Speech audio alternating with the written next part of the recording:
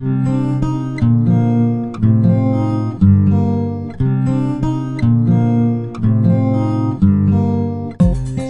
is the Fred and Phil show, the 3-minute guide to utilitarianism.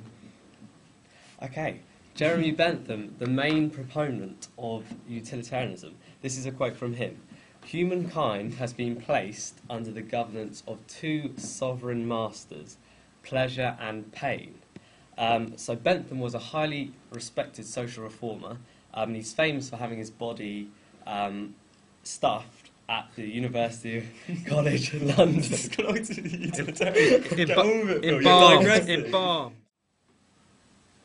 So, the hedonic calculus was the scientific method that Bentham made to help him decide which pleasures are best when making moral decisions. And there are 7 main principles to his calculus: purity, remoteness, intensity, certainty, extent, duration, and chance of success.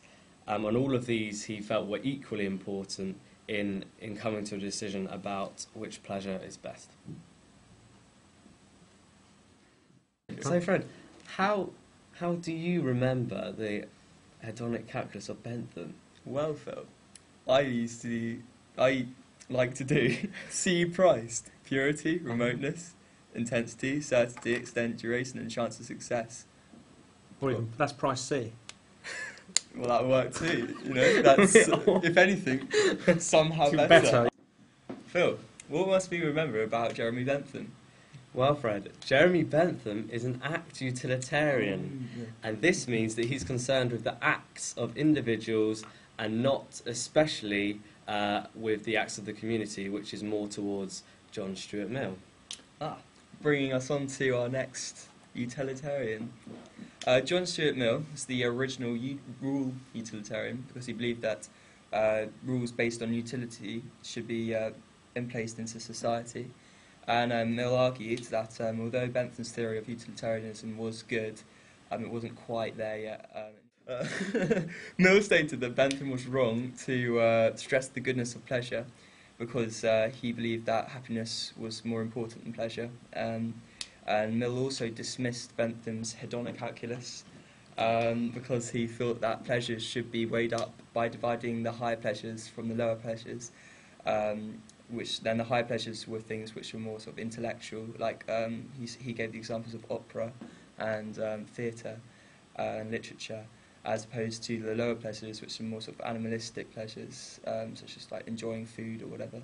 And so Mill thought that as humans we should always strive for the higher pleasures, and he's famous for saying, it is better to be a human being dissatisfied than a pig satisfied, better to be Socrates dissatisfied than a fool satisfied.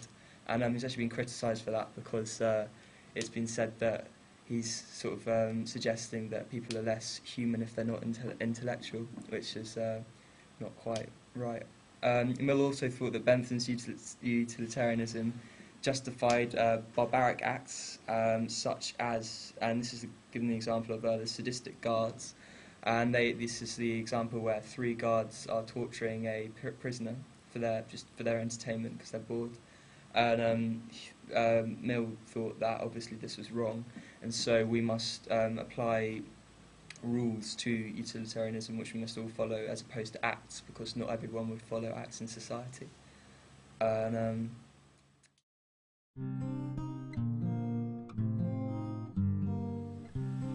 Finally, we'd like to thank you for watching the Fred and Phil show. yeah, we hope it's been an informative experience for everyone involved, including us, with our research. Yeah. So,